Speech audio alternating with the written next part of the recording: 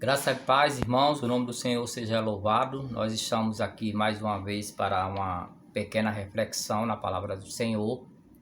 E para isso nós vamos iniciar orando. Senhor nosso Deus, nosso Pai, nós te louvamos mais uma vez porque o Senhor é bom e sua misericórdia dura para sempre. Pedimos que nos ensine a confiar em Ti, a suportar as aflições e os desafios do dia a dia. E ter de Ti a direção e orientação para vencermos em Cristo Jesus, em cujo nome nós oramos. Amém. Gostaria de compartilhar com os irmãos hoje um texto no Evangelho de João, capítulo 13 e verso 1, que diz o seguinte: Ora, antes da festa da Páscoa, sabendo Jesus que era chegada a sua hora de passar deste mundo para o Pai, tendo amado os seus que estavam no mundo, amou-os até o fim. Talvez você conheça pessoas que estejam passando por grandes provações e talvez não sejam poucas.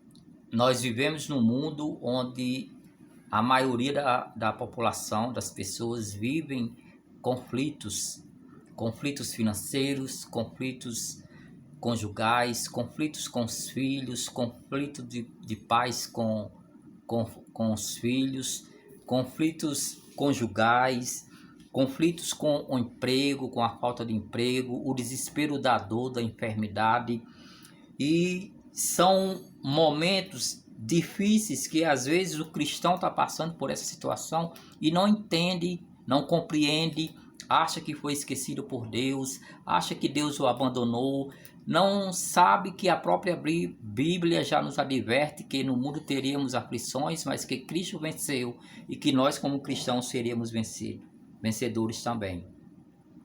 Nós temos um dos maiores exemplos que passou por grandes aflições, açoites, humilhação, foi cuspido, chegou até a ser crucificado, viveu momentos de angústia, a Bíblia diz que foi o próprio Senhor Jesus Cristo. Para o cristão, a agonia da crucificação não era uma realidade, não tem sido uma realidade em nosso caminho, mas para o próprio Cristo sim, ele chegou a ser crucificado.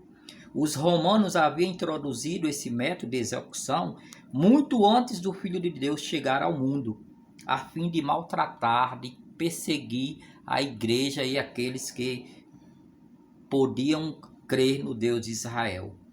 Nós podemos então suportar ou supor que Jesus tinha visto mais uma vez condenados presos a uma cruz em locais próximos à sua cidade de Israel. A verdadeira magnitude da prova de que o aguardava se manifestaria na grande batalha que ele teria no Getsemane, quando a Bíblia diz que ele orou que o seu próprio sangue tornou-se em gotas de sangue. Então foi uma luta tremenda, uma angústia que o Messias passou, e ele confessou ao dizer aos seus discípulos que chegou aquele momento de uma angústia a ponto de morrer. Todavia ele não fez o que a sua vontade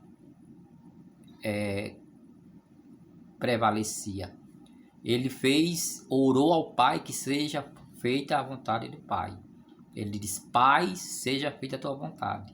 Se possível, passa de mim esse cálice, essa crucificação. Porém, não seja como eu quero, mas como tu queres. E às vezes nós estamos passando por momentos difíceis e estamos orando que o Senhor nos livre daquela provação, que nos livre daquela tentação, que nos livre daquela aflição, sem pedirmos que seja feita a vontade de Deus. Porque a Bíblia diz que todas as coisas, seja elas boas ou ruins, cooperam para o bem daqueles que amam a Deus. E a gente precisa entender isso. O apóstolo João nos revela que Cristo estava totalmente consciente do momento que iria deixar o mundo para ir para o Pai, que levaria a cruz.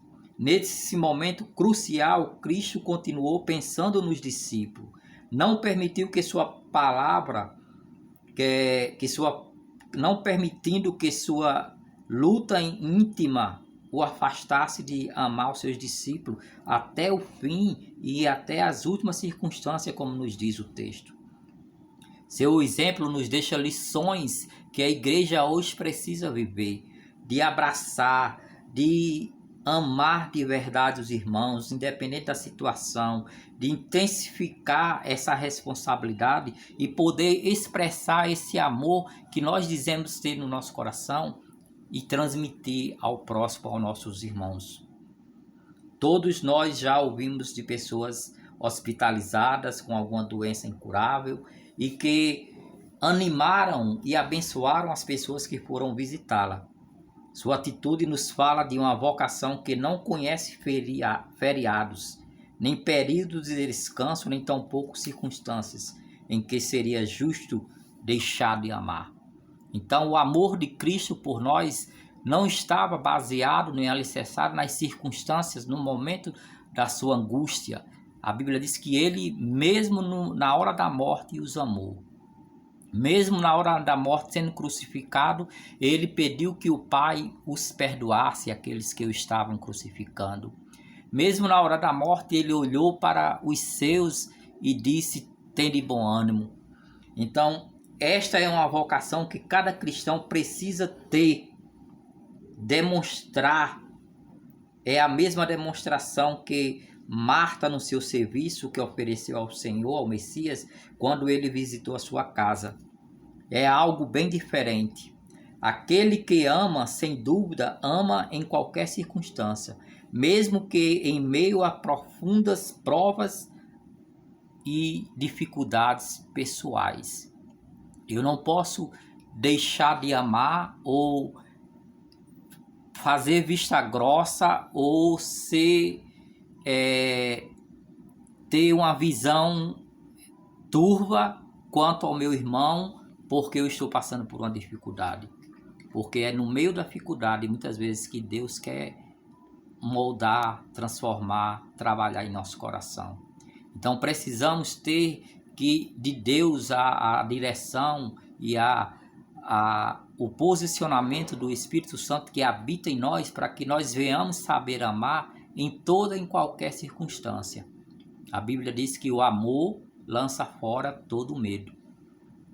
A Bíblia diz que sem amor nós seríamos como um sino que tine, que não serve para nada.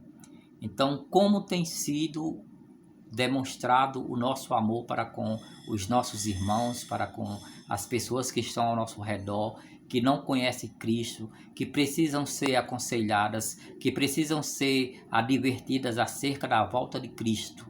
Então, ame independente disso e fale do amor de Cristo para essas pessoas, porque Cristo nos amou até o fim, assim diz as Escrituras. Amém?